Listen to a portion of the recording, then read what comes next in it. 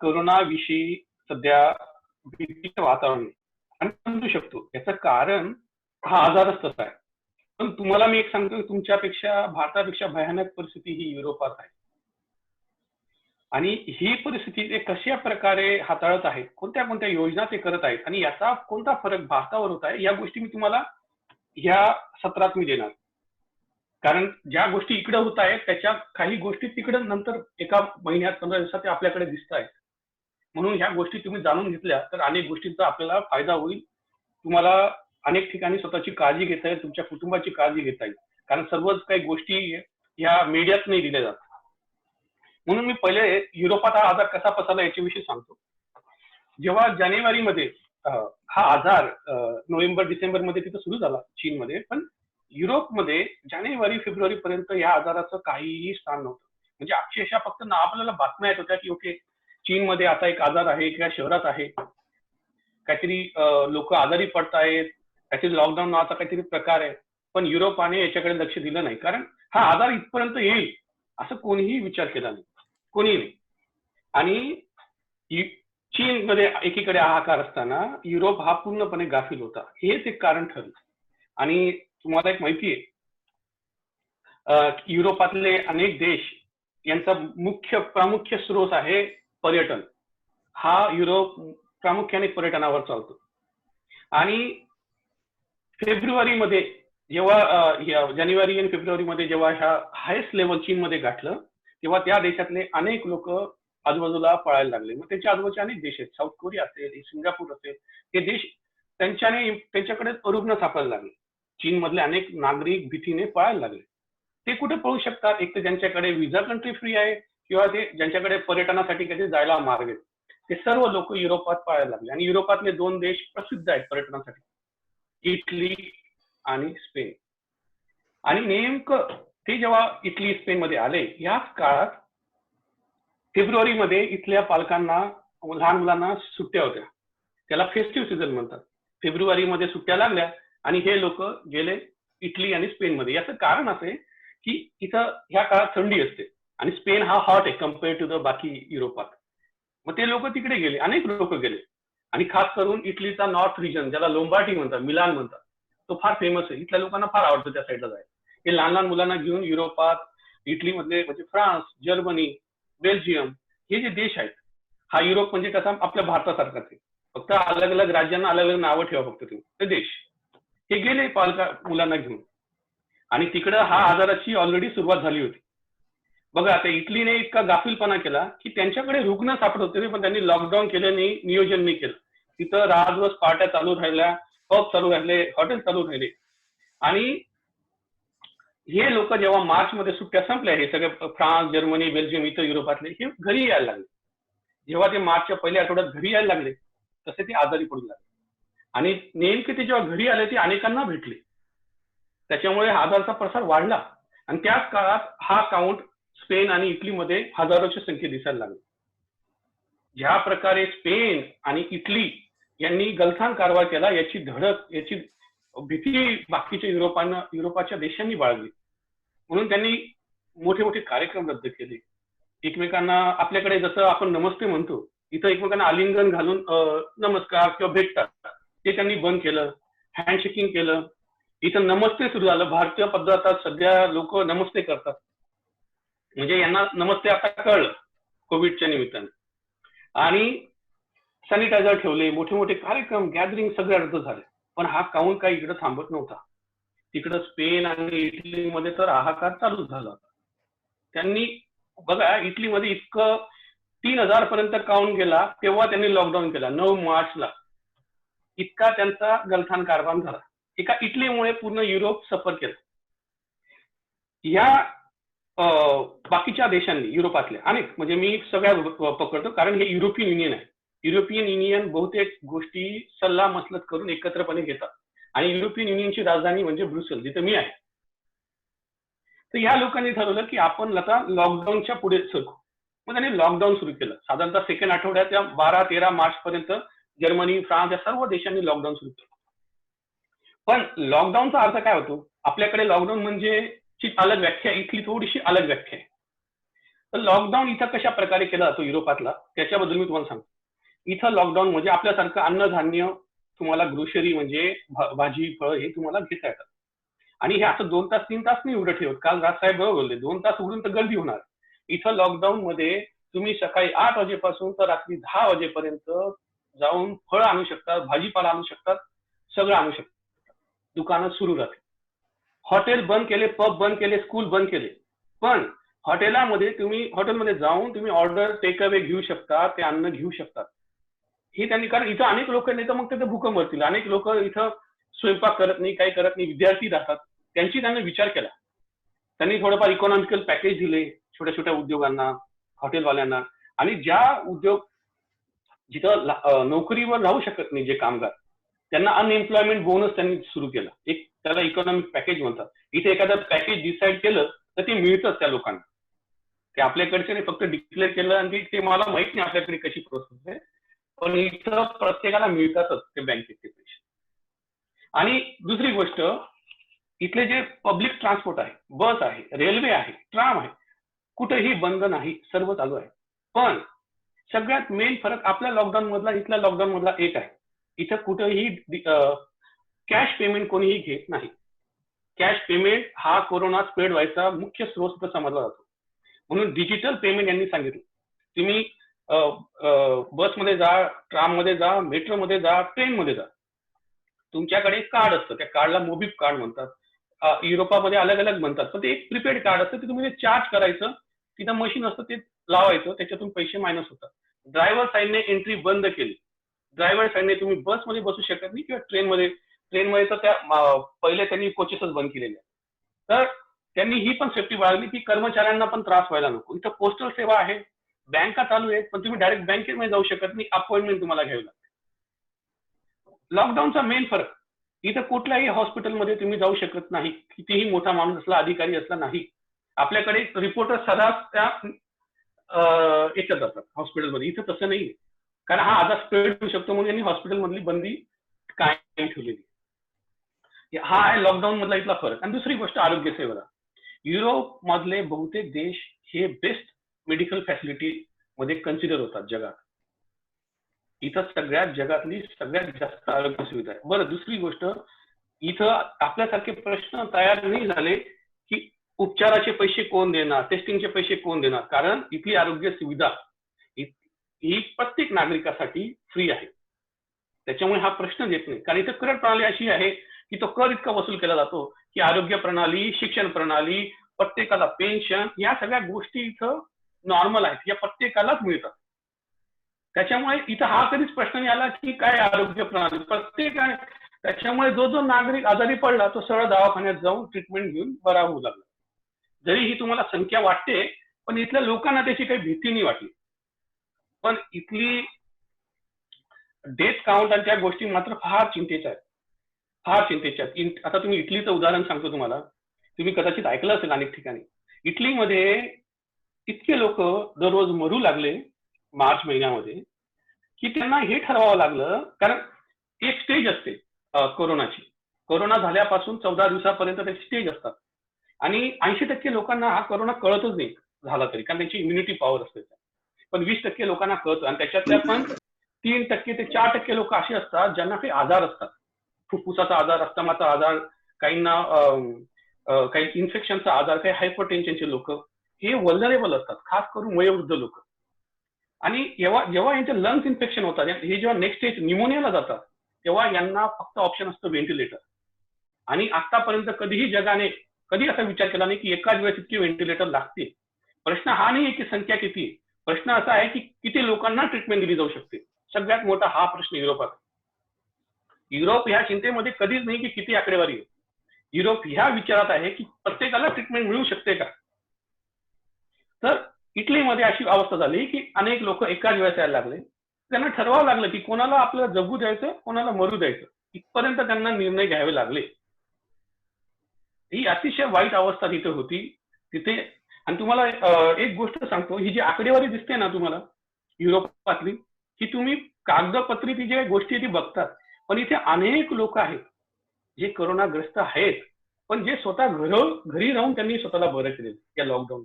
कारण गव्हर्नमेंटने इथल्या युरोपातल्या गव्हर्नमेंटने सांगितलं की जे तुम्हाला काही सिम्पटम्स वाटले, तुम्हाला व्हायरल वाटत असेल, त्यांनी हेल्पलाईन दिली आहे, तुम्ही फोन करा. तुम्हाला जर नॉर्मल सिम्पटम असतील तुम्हाला प्रिस्क्रिप्शन दिलं जाईल, तुम्ही मास्क लावा, जाऊन मेडिसिन घेऊन या आणि बरे व्हा. अति त्रास झाला तर या. उदाहरण एक सांगतो, एक जर्मनीमध्ये एक हॉटस्पॉट होता, जिथे एकाच दिवशी 20,000 लोक सापडले होते. जेव्हा ते आता जर्मनी हळूहळू पदावर येते पुढे पदावर, तेव्हा तिथलं रॅन्डम चेक टेस्टिंगचा एक मेथडॉलॉजी आहे. त्यांनी रॅन्डम चेक केलं जेव्हा टेस्टिंग, तेव्हा 100 पैकी 80% लोकांचे पॉझिटिव्ह सापडले होते आणि ते लोक बरे होते. 75 ते 80% लोक पॉझिटिव्ह सापडले होते. म्हणजे असा अर्थ जर आजूबाजूचे ते गाव ते बघितले तर 8 लाख संख्या आहे. मग किती लोक असतील? म्हणजे याचा अर्थ इम्युनिटी डेव्हलप होते, अँटीबॉडीज डेव्हलप होत आहेत. म्हणजे ही संख्या जी दिसते ही हॉस्पिटल पर्यंत आलेल्यांची संख्या आहे. जे हॉस्पिटल पर्यंत आले, जे स्वतः रिकवर झाले, ही त्यांची संख्या नाही. हा आकडा कदाचित फारच मोठा असेल, फार मोठा असेल. आणि त्याच्यात घाबरण्याचं काही कारण नाही. कारण आजार येतात, आपलं शरीर त्याच्यात प्रतिकारशक्ती तयार करतं आणि आजार जातो. उदाहरणार्थ सार्स हा सार्सचा प्रकार आहे. सार्स 2003 मध्ये आला. 3 पासून ते आतापर्यंत त्याच्यावर आजपर्यंत काही वॅक्सिनेशन नाही आली, काही नाही आलं, पण तो आजार आहे. पण त्याच्याविषयी भीती कमी झाली, कारण ते ज्या साऊथ एशियामध्ये झाला होता तिथे इम्युनिटी पॉवर त्यांची तयार झाली. बरं, त्याच्यात जात नाही, पण मी एक गोष्ट सांगतो, हा आजार जर भारतामध्ये अतिशय प्रमाणात वाढला असता तर विचार करा. एक न्यूयॉर्कचं उदाहरण घ्या. न्यूयॉर्क एक छोटं शहर आहे. अमेरिकेच्या लोकसंख्येपेक्षा भारताची लोकसंख्या अतिशय जास्त आहे. 33 कोटी त्यांची, आपली 1.5 अब्ज जवळपास. त्यांच्या एका न्यूयॉर्क शहरामध्ये जेव्हा आता लागण झाली तर त्यांना आता 50,000 व्हेंटिलेटर लागतात. त्यांनी अजून 40,000 व्हेंटिलेटरची ऑर्डर दिली. आणि आपल्याकडे पूर्ण देशात मी जेव्हा पाहिलं डेटा तर 30,000 ऍक्टिव्ह व्हेंटिलेटर्स फक्त. 1.5 अब्जासाठी 30,000 व्हेंटिलेटर. बाकी त्यांनी काहीतरी ऑर्डर केले कागदपत्रे. पण भारताच्या काही जमेच्या बाजू आहेत ज्या मला सांगूनशे वाटतात की भारतीयांबद्दल, भारतीय जमेच्या गोष्टी, भारतीयांबद्दल काय लोक विचार करतात त्याबद्दल मला सांगूचं वाटेल आणि तो आपल्याला अभिमान वाटेल. पहिला मुद्दा, आपल्याकडे हा जो आजार आहे भारतामध्ये उशीर आला. हा इतर देशांपेक्षा कसा उशीर आला? कारण चीन मधल्या माणसांना किंवा बाकीच्या देशांना युरोपमध्ये येणं सोपं आहे. जसं सिंगापूर आहे, सिंगापूरच्या देशांना नागरिकांना 100 पेक्षा जास्त देशाचा ऍक्सेस आहे विदाऊट व्हिसा. साऊथ कोरियाच्या लोकांना ऍक्सेस आहे, चीनचा आहे. पण ह्या लोकांना भारतात नाही येऊ शकत, यांना व्हिसा लागतो चीनच्या माणसांना किंवा बाकीच्या देशांना. त्याच्यामुळे आणि हे पर्यटनामुळे प्रसिद्ध असल्यामुळे हे इकडे आले. आणि जेव्हा हे युरोपात आले, युरोपात आजार वाढला. आणि जेव्हा पण तुम्हाला ज्यांनी आंतरराष्ट्रीय प्रवास केला असेल त्यांना माहिती असेल की जेव्हाही तुम्ही साऊथ किंवा एशियामधून येतात तेव्हा तुम्हाला पहिला स्टॉप हा आखाती देशांमधून असतो. अबुधाबी, दुबई, टर्की हा स्टॉप असतो बेसिकली, जास्तीत जास्त विमानांचा.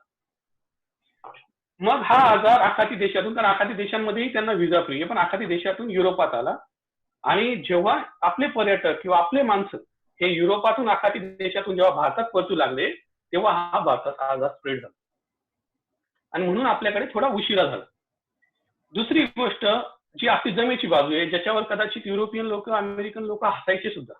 आपल्याकडे मलेरिया आहे. तुम्ही लहानपणी वाचलं असेल डास नसलेला देश कोणता? फ्रान्स, जनरल नॉलेजमध्ये. पण डासामुळे मलेरिया होतो, डेंग्यू होतो, हे आपल्याला माहिती आहे, आपल्याकडे कॉमन आहे. या आजारांमुळे आपल्याकडे अँटीबायोटिक्स तयार झालेत. व्हायरल जे आहेत आजार, यांच्यामुळे आपल्याकडे अनेक आजारांची प्रतिकार शक्ती तयार झाली. मी हे नाही म्हणत की कोरोनाची येते, पण आपल्यामध्ये प्रतिकार शक्ती यांच्यापेक्षा जास्त आहे. कारण आपण लहानपणी आजार पाहिलेत, यांनी हे कधीच पाहिले नाही. शेवटचा पेशंट मलेरियाचा युरोपात 1949 साली झाला. मग विचार करा, ह्या जनरेशन मध्ये अँटीबॉडीज नाही, ती तुम्हाला बॉडी बिल्डर दिसतील, हेल्दी दिसतील, पण अँटीबॉडीज नाही, त्यांना प्रतिकार शक्ती नाही. कोणताही आजार साधा त्यांच्यावर अटॅक करू शकतो आणि कोरोना सारखा आजार इथं आला. दुसरी गोष्ट, ह्या देशामध्ये जास्तीत जास्त लोकसंख्या ही वयोवृद्ध आहे. आपल्याकडे जसं म्हणतात 50-60% आर युथ, तरुण लोकांचा देश म्हटला जातो. तसे हे देश वयोवृद्ध लोक इथं फार आहे. आणि वयोवृद्ध कधी आजार नाही झाला आणि अचानक कोरोना, त्याच्यामुळे इथली मृतसंख्या जास्त. आपल्याकडे त्या प्रमाणात मृतसंख्या कमी आहे, लागण कमी आहे. हे सगळ्यात एक महत्वाचं कारण. याचा एक पुरावा तुम्हाला सांगतो मी. आता जरी भारतामध्ये अनेक लोकांना लागण झाली आहे, पण भारतातले कितीतरी लाखो लोक आता जगात आहेत, युरोपात आहेत, अमेरिकेत आहेत, जिथं मोठी लागण आहे. पण तुम्ही किती जणांना ऐकलं, किती जण आपले मुळे पाहिले, भारतीय मरण पावले? एकदम तुरळक. अति झालं असतं तर ते आतामध्ये बातम्यांमध्ये आलं. आता मी इथं बेल्जियममध्ये असतो, इथं आमचा मराठी ग्रुप आहे, मराठी मंडळ आहे युरोपात. आम्ही एकमेकांच्या कॉन्टॅक्टमध्ये असतो, संपर्कात असतो. कोणालाही काही नाही, सगळ्यांनी नियम पाळले.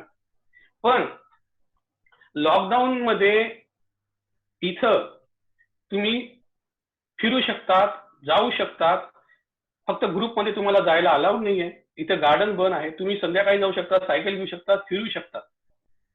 इथं पोलिसांविषयी रिस्पेक्ट आहे, लोक प्रशासनाचं ऐकतात. म्हणून इथले कदाचित काही दिवसात पूर्णपणे तुम्हाला युरोप एकदम पूर्णपणे उघडताना दिसेल, कारण ह्या लोकांनी शिस्त बाळगली. इथं जर तुम्ही ग्रुपमध्ये फिरले, काही चुकी केली, तर इथं काठ्याने मारत. इथं 230 युरो दंड आहे, म्हणजे तो 17,000पेक्षा जास्त.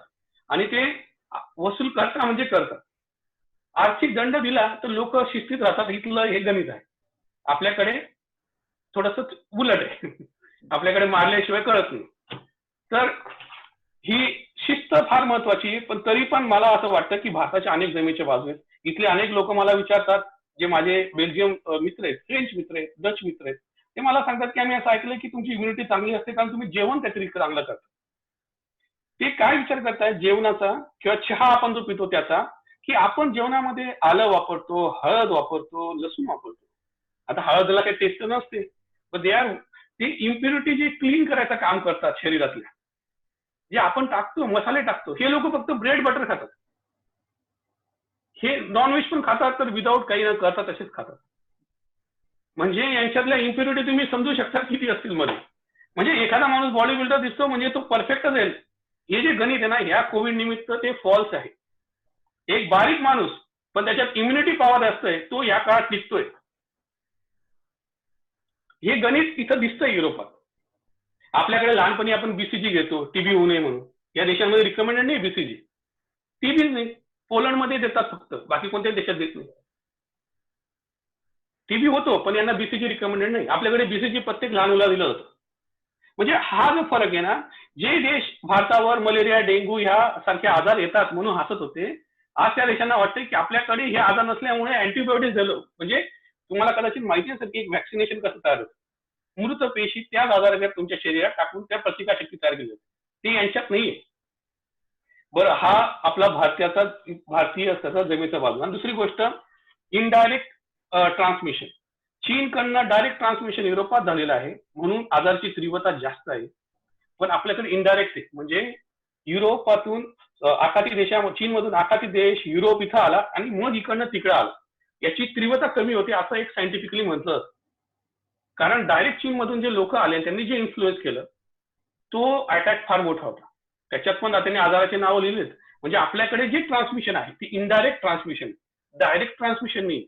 डायरेक्ट ट्रान्समिशन म्हणजे चीनचा माणूस आपल्याकडे आला आणि त्याने आजार पसरवले, त्याला म्हणतात डायरेक्ट ट्रान्समिशन, जे अतिशय घातक असतं. म्हणून आपण लकी आहोत.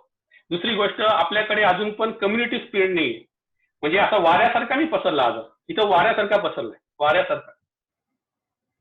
म्हणजे एका दिवशी हजारो लोक, ती चित्र आपल्याकडे नाहीये. आपल्याकडे कम्युनिटी, आता पोलीस आणि किंवा हे लोक आजारी पडतात याचं कारण की त्यांचं एक तर वय असेल किंवा त्यांच्यामध्ये काहीतरी लंग इन्फेक्शन असेल, अस्थमा असेल. आपल्याकडे ना आरोग्य किती टेस्टिंग होते मला माहित नाही. जे आजारी पडतात ना, ते कधी कधी मेडिकल चेकअप केलं असेल की नाही माहित नाही. त्यांच्यात काहीतरी असेल म्हणून ते टार्गेट झाले. कारण जे लोक हेल्दी आहेत त्यांना हा आजार सहसा इम्पॅक्ट होतो, कळतही नाही. काही लोकांना कळला तरी तो बरा होतो. 4 दिवसापासून 7 दिवसापर्यंत ताप येतो आणि त्याच्यानंतर तो कमी होतो. हे एकंदरीत म्हणजे भारताबद्दल ह्या गोष्टी आहेत. म्हणजे आपल्याकडे प्लस पॉइंट आहे. जरी आपली आरोग्य व्यवस्था चांगली नाही आहे, पण सगळ्या गोष्टी नाही आहेत, पण आपल्याकडे चांगली पॉवर अशी की आपल्याला आपल्या पूर्वजांनी दिलेलं जेवण, आपल्यात असलेली इम्युनिटी. आणि आता अनेक संधी भारताला येऊ शकतात, कारण चीन बद्दल जी निगेटिव्हिटी आहे त्याचा फायदा भारताला होईल, पण तो अलग विषय. आता त्याच्यामुळे तुम्हाला मी सांगतो की एक मी स्टॅटिस्टिक्सचं विश्लेषण करतो की आकडेवारीनुसार हा आजार कधी वाढतो, कधी कमी होतो, आणि आपल्याला युरोपात कधी कमी झाला आणि हा भारतात कधी कमी होऊ शकतो याच्याबद्दल मी बोलतो. जेव्हा ही लॉकडाऊन होतं, लॉकडाऊनच्या आधी अनेक लोक आजारी पडतात. मग जेव्हा देश विचार करतो की आता आपल्याला लॉकडाऊन करायचंय, तेव्हा दुसऱ्या ते तिसऱ्या आठवड्यापर्यंत जे लोक आजारी पडलेले असतात ना, त्यांची टेस्टिंग असल्यामुळे ते लोकांची आकडेवारी वाढते. कारण 0 ते 14 दिवसात हा आजार दिसतो. आणि त्याच्यातले पण तुम्हाला बोललो मी 80% लोकांना दिसत नाही, 20% दिसतो. ते लोक येतात, ऍडमिट होतात, टेस्टिंग वाढवली, ते लोक सापडतात. म्हणून ही आकडेवारी वाढते. आकडेवारीबद्दल चिंता नाही. आणि जे लोक ऍडमिट होतात त्यांच्या आजूबाजूला अनेक लोक, ते तोपर्यंत नातेवाईक, त्यांचे घरचे, त्यांना ते पसरून आजार आलेले असतात. मग ते लोक हळूहळू 4थ्या ते 5व्या आठवड्यात ते मिळणं सुरू होतं. म्हणजे हा जो आकडा आहे तुम्ही समजून घ्या, 5व्या आठवड्यापर्यंत पीक लेवलला जातो, हायेस्ट लेवलला जातो. आता आपली 5वा आठवडा चालू आहे भारतात, आणि युरोपातला हा सहाव्या संपण्यात आलेला आहे जवळपास. हा आजार 6व्या आठवड्यानंतर कमी होतो, कारण जवळपास जे क्वारंटाईन केलेले लोक आहेत, जे रिलेटिव्ह होते, जे लागण झाले, त्याची संख्या कमी होती. म्हणजे 6व्या आठवड्यानंतर हे आजाराचं प्रमाण कमी कमी होत जातं. जे युरोपात आता दिसतंय, मी ज्या देशात आहे, या देशात एका दिवशी 3000 4000 सापडायचे, आज 300 500 300 500 600 असे मिळतात. आणि तुम्ही बघा ग्राफ कर्व, फ्रान्सचा बघा, जर्मनीचा बघा, मी माझ्या फेसबुकला पण टाकले, सगळे कर्व बघा, किंवा वर्ल्ड मीटर मध्ये बघा, वेबसाईटवर बघा, सगळे कर्व डाऊनला चाललेत, इन्क्लुडिंग इटली आणि स्पेन. म्हणजे आपण अशा अपेक्षा करू की पुढच्या आठवड्यापर्यंत भारतामधले हे काउंट कमी होतील. जर वर्ल्ड स्टॅटिस्टिक साऊथ कोरियाचा रेफरन्स घेतला तर आपल्याकडे लॉकडाऊन पूर्णपणे पाळलं जात नाही, हा एक ड्रॉबॅक आहे. पण तरी हा आजार कमी होताना पुढच्या आठवड्यात दिसेल, कारण इथं दिसतो युरोप उघडण्याच्या मार्गावर. ही आकडेवारीचं स्टॅटिस्टिक घेतलं तर अशी आकडेवारी आहे. 6व्या आठवड्यात कमी, 8व्या आठवड्यापर्यंत एकदम त्याच्यात पेशंटमध्ये अतिशय नगण्यपणा येतो, जात नाही, आजार जात नाही, कमी होतो, एवढं मी सांगतो. पण तुम्ही म्हणजे जगू शकता, फिरू शकता, ही एक गोष्ट आहे. आणि या देशांनी कोणत्या देशाचा आदर्श ठेवला जेव्हा हा झाला? कारण पहिल्या वेळेस पॅन्डेमिक नावाची गोष्ट इथं आली, महायुद्ध झालं इथं, सेकंड महायुद्ध झालं, आणि त्याच्यानंतर ही सगळ्यात मोठी आपदा म्हटली जाते युरोपात. आर्थिक गणित कोलमडलेलं आहे, आरोग्य व्यवस्था कोलमडल्या होत्या. तर यांनी सगळ्यात बेस्ट एक्झाम्पल घेतलं साऊथ कोरियाचं. साऊथ कोरियाने काय मॉडेल फॉलो केलं की सगळ्यात जास्तीत जास्त लोकांची टेस्टिंग करून त्यांना अलग करायचं. त्यांनी पेट्रोल पंप असेल, हायवे असेल, जिथं जिथं जागा शक्य असेल तिथं तिथं त्यांनी टेस्टिंग सुरू केली. तुम्ही अक्षरशः गाडीत बसून टेस्टिंग देऊ शकता.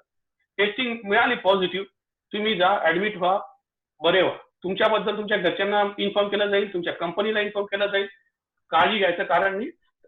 त्याच्यामुळे जरी त्यांची आकडेवारी चीन नंतर सगळ्यात मोठी आकडेवारी वाढली असेल तर इराण आणि साऊथ कोरियाची. आज त्या देशामध्ये फक्त 10,000 पेशंट आहेत.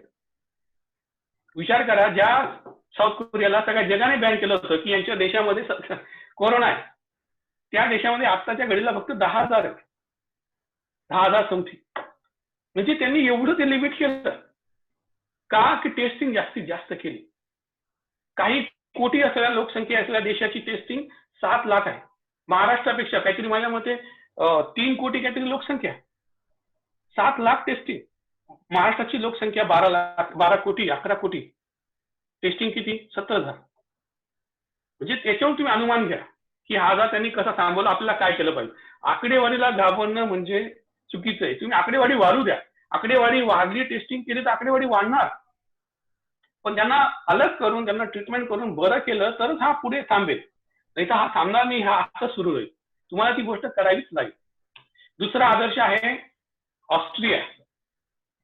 प्रत्येक माणसाला त्यांनी मास्क कंपल्सरी केला, शक्य असेल तर ग्लोव्स कंपल्सरी केली. कारण या देशांमध्ये मास्क, आता मी ज्या देशात आहे, फ्रान्स आहे, जर्मनी आहे, बेल्जियम आहे, या देशामध्ये मास्क कंपल्सरी नाही. कारण मास्क कंपल्सरी केला तर ज्यांना गरज आहे त्यांना मिळणार नाही, म्हणून जे आजारी त्यांना फक्त मास्क त्यांनी सांगितलं की तुम्ही वापरा, सामान्य लोकांनी वापरायची गरज नाही असं त्यांनी सांगितलं. पण ऑस्ट्रियाने कंपल्सरी केलं म्हणून तिथला आजार थांबला. हा एक ऑस्ट्रिया एक मॉडेल आहे. दुसरं मॉडेल आहे स्वीडन आणि इस्रायल. त्या देशामध्ये त्यांनी काय केलेलं आहे, त्या देशाने जे वयस्कर लोक आहेत, जे लहान मुलं आहेत, त्यांना सांगितलं तुम्ही घराच्या बाहेर निघायचं नाही, तुम्हाला घरपोच सगळ्या सुविधा आम्ही देऊ, अन्य धान्य देऊ, तुम्ही फक्त फोन करा. त्यांच्यासाठी त्यांनी स्पेशल कस्टमर केअर नंबर सुरू केले, त्यांना घरपोच सगळ्या सुविधा दिल्या जातात. आणि 4था देश आहे तैवान. हा एक असा देश आहे ज्याच्याबद्दल कदाचित WHO ने नोंद पण घेतली नाही, पण जगाने नोंद घेतली. चीनच्या बाजूला असला देश, सगळ्यात पहिले व्हायरस त्याच देशात आला, पण त्यांनी कंट्रोल कसा केला. सार्स नावाचा आजार आला होता 2003 मध्ये, तेव्हा 1.5 लाख लोक इम्पॅक्टेड झाले होते, अलग केले गेले होते तैवानमध्ये. काल राज साहेब पण बोलले की साऊथ एशियामध्ये काही लोक आहेत ते त्या अनेक लोक ऑलरेडी मास्क घालून फिरतात. त्यांनी काल साहेबांनी सांगितलं योग्य आहे तो मुद्दा, कारण त्या देशांनी 6,000 पाहिला होता. आणि 7 जेव्हा 2003 मध्ये झाला, जेव्हा तो तैवान सारखा देश, साऊथ कोरिया सारखे देश जेव्हा कोलमडले, तेव्हा तैवानने सांगितलं की प्रत्येक नागरिकाचा त्यांनी डेटाबेस तयार केला, एक ऍप्लिकेशन तयार केलं, प्रत्येक नागरिकाची त्यांनी माहिती केली. आणि आताच्या घडीला त्यांनी जानेवारीमध्ये त्यांनी सगळ्यात पहिली गोष्ट इन्फॉर्मेशन देणं सुरू केलं, कोरोना कसा पसरतो. त्यांनी आपल्याकडे रेशनिंग मध्ये गहू तांदूळ आणि ते देतो, त्यांनी रेशनिंग मध्ये मास्क दिलं, प्रत्येक आठवड्यात 3 मास्क. म्हणजे तिथं मास्क कंपल्सरी आहे, पण ते गव्हर्नमेंट देतं. तिथल्या मास्क इंडस्ट्री जे मास्क बनवतात, ग्लोव्ह बनवतात, ह्या इंडस्ट्री गव्हर्नमेंटने स्वतःच्या हँडओव्हर केल्या, स्वतःकडे घेतल्या जानेवारीपासून आणि स्वतः बनवणं सुरू केलं. आणि ज्येष्ठ नागरिक असे लहान मुलं, जसं त्यांनी इस्रायलने केलंय, स्वीडनने केलंय, तसं त्यांनी पण केलं. तर हे जे कंपोजिट मॉडेल आहे, हे मॉडेल आपण आपल्याला स्वीकारावं लागेल. एक मॉडेल नाही घेता येणार फक्त की जास्तीत जास्त टेस्टिंग, पण जास्तीत जास्त टेस्टिंग, मास्क, ग्लोव्ह कंपल्सरी.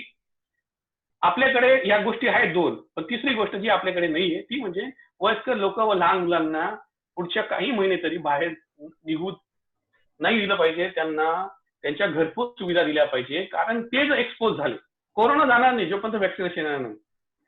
या लोकांना जर घराच्या बाहेर येऊ दिलं नाही, त्यांना घरपोच सुविधा दिल्या, त्याचा कमीत कमी इंटरॅक्शन, तरुण लोकांपासून वयस्कर लोकांना अलग केलं इस्रायलने, मुलांपासून आई वडिलांना सांगितलं तुम्ही अलग राखायचे, इतकं त्यांनी स्ट्रिक्ट केलंय, कारण त्यांना माहिती कोण टार्गेट होते. जे लोकांना काही आजार आहे त्यांना त्यांनी अलग केलंय, त्यांना घरपोच सुविधा देतात. हे भारताला करावं लागेल, ही एक स्टेप आहे जी भारताला करावी लागेल. म्हणजे हे एक कंपोजिट मॉडेल घेऊन इंडिया करू शकतं, मला असं वाटतं. आणि आपल्याकडे आता मी चौथा पॉईंट असं होतं की लॉकडाऊन प्लॅनिंग कसं केलं युरोपाने. Sachin we have just 3 minutes. Okay, मी शेवटचं बोलतो मग, की एक लॉकडाऊनचं प्लॅनिंग आता युरोपात तयार झालंय. जसं ज्या प्रमाणात कमी झालेलं आहे संख्या, तर यांनी 3-4 फेजेस मध्ये लॉकडाऊन सुरू केलेलं आहे. आणि शेवटची फेज ही 8 जून आहे आणि सगळ्यात पहिली फेज ही 4 जून पासून आहे. तर पहिल्या phase, second phase, third phase हे ऑब्झर्वेशन करून ते ओपन केले जात आहे. पण यांनी 1 महिना त्यासाठी स्वतःचं नियोजन केलंय. तसं आपल्या देशाने पण केलं पाहिजे, शेवटपर्यंत तारखेची वाट न बघता. आणि याच्यामध्ये थोडंसं एक WHO बद्दल बोलतो मी, की WHOने थोड्याशा चुकीच्या गोष्टी केल्या, त्याच्याने हा आजार स्प्रेड झाला असं मला वाटतं आणि जगालाही वाटत असेल. की जानेवारीमध्ये त्यांनी WHO ही अशी संस्था आहे, वर्ल्ड हेल्थ ऑर्गनायझेशन, ही जागतिक लेवलची हेल्थ आहे. यांचं काम असतं की कोणताही आजार पसरला तर त्याची माहिती जगाला देणं, ट्रॅव्हल ऍडवायझरी हेल्थची हे तयार करण्याचं काम WHOचं असतं. या दोघी गोष्टी त्यांनी केल्या नाही. जानेवारी त्यांनी सांगितलं की हा आजार माणसातर्फे मनुष्याला होत नाही जानेवारी. फेब्रुवारीमध्ये त्यांनी ट्रॅव्हल ऍडवायझरी केली नाही, म्हणजे विमानं येत होते, जात होते, आंतरराष्ट्रीय प्रवासात त्यांनी चेकिंग केली नाही. आणि ह्या गोष्टीचा पूर्णपणे तोटा जगाला सहन करावा लागला. ही WHO चुका होत्या. अजून किती वेळ सर? 2 मिनिटं आहेत अजून. ओके, मग या WHOच्या थोड्या चुकांबद्दल मी बोललो. आणि यांचं लॉकडाऊनचं प्लॅनिंग आहे, त्याला एक्झिट प्लॅन म्हटलेलं आहे. तर युरोपाने एकत्र येऊन हा प्लॅन केला आहे. आपल्याकडे आता ज्या दिवशी पहिले 1-2 लॉकडाऊन करतात, लगेच सेकंड लॉकडाऊन, थर्ड लॉकडाऊन, या लोकांना संभ्रमात ठेवलेलं आहे. असं नसतं ऍक्च्युली. इथं एकच वेळा सांगितलं की 3 मे पर्यंत लॉकडाऊन आहे. तेव्हा त्यांनी तयारी सुरू केली की कशा फेजेसमध्ये ओपन करायची, काय काय करायचं. त्यासाठी त्यांनी एक्झिट प्लॅन तयार केला. पहिल्या फेजमध्ये त्यांनी सांगितलं की जे लोक प्रॉपर्टी म्हणजे बिल्डिंगचं काम करतात त्यांना जाऊ द्या, त्यांना काम करू द्या. छोटे छोटे उद्योग सुरू करायला लावले. 18 मे पासून 50% स्टाफ तुमच्या कंपनीत येऊ शकतो, उद्याला 50 पुढच्या आठवड्यात येऊ शकतो. त्याच्या पुढच्या स्टेजमध्ये त्यांनी हेअर ड्रेसर म्हणजे नावी लोक, कारण ते सगळ्यात मोठा घातक पॉईंट आहे, म्हणून नावी जे आहे, जे केस कापतात, जे ब्युटी पार्लर आहे, त्यांना 8 जून नंतर त्यांना सांगितलं. स्कूल पण त्यांनी सांगितलं की जिथं 10 मुलं एकत्र बसू शकतात तेवढे स्कूल अलाउड आहेत. 12 वर्षाच्या आतचे सगळे स्कूल त्यांनी बंद केलेले आहेत. आणि तुम्हाला एक सांगतो, 31 ऑगस्ट पर्यंत इथं कोणतेही मोठं फंक्शन किंवा सेलिब्रेशन करायला अलाउड नाही युरोपात, 31 ऑगस्ट पर्यंत. याच्यावरून तुम्ही तीव्रता समजून घ्या भारतात काय होतं. ही 31 ऑगस्टची डेट, कारण इथं जे होतं ते मला तिकडे दिसतं काही दिवसात. म्हणजे एकंदरीत तुम्ही समजून घ्या, दिवाळीपर्यंत आपल्याला या गोष्टी अशाच काळजीपूर्वकच कराव्या लागतील, मगच आपण गो थ्रू करू याच्या. आणि आपल्याकडे आता एक चालू आहे सध्या प्लाझ्मा. तुम्ही ऐकलं असेल प्लाझ्मा बद्दल. की प्लाझ्मा काय नेमकं काय करताय, प्लाझ्मा करतात काय करतात जगामध्ये. आता याच्यावर वॅक्सिनेशन नाहीये, पण याच्या आधी जगात 100-200 वर्षापूर्वी पण असे आजार यायचे, प्लेगची महामारी यायची, त्याची महामारी यायची. मग तेव्हा तर वॅक्सिनेशन नव्हते. मग तेव्हा काय करायचे लोक? तेव्हा एक टेक्निक होती, पॅसिव्ह इम्युनायझेशन. म्हणजे ज्या लोक बरे होतात त्यांचे ते अँटीबॉडीज काढून ज्या माणसाला आजार होणार आहे त्यांना ते प्रोव्हाइड करायचे, जेणेकरून त्याच्यातली प्रतिकारशक्ती तयार होते. याला म्हणतात पॅसिव्ह इम्युनायझेशन. हे कधीपासून म्हणजे शेकडो वर्षापूर्वी चालू आहे आणि तीच पद्धती आता बघताय, ती काही नवीन पद्धत नाही. तर ही एक पॅसिव्ह इम्युनायझेशन बद्दल. हा बस. आणि आता तुम्हाला काही जर काही प्रश्न असतील तर तुम्ही मला विचारू हा शकता. तर प्रश्नाचं सर आहे. थँक्यू सचिन. आणि प्रश्नाचं सेशन आता सर्वांना लिंक पाठवलेली आहे. त्या प्रश्नाच्या लिंकवरती जाऊन सर्वांनी प्रश्नोत्तरासाठी प्रश्न व्हॉट्सअपवरती मला पाठवायचे आणि सर्वांचे प्रश्न आज घेतले जातील. अत्यंत महत्वाचा आणि पुढच्या याच्यात दिसणारा, भारताला दिसणारा एक पथदर्शक असा हा आजचा सेमिनारचा विषय होता. आणि या विषयामध्ये सचिनने जे मुद्दे मांडलेले आहेत तेच मुद्दे आपल्या इकडे पण काही अंशी आपल्याकडे लागू करण्यात आलेले आहेत. आणि भविष्यात आत्ता बेल्जियममध्ये किंवा युरोपियन राष्ट्रांमध्ये जी परिस्थिती आहे तीच परिस्थिती आपल्याकडे सुद्धा होऊ शकते, याची मानसिकता आपल्याला आणि आपल्या सर्व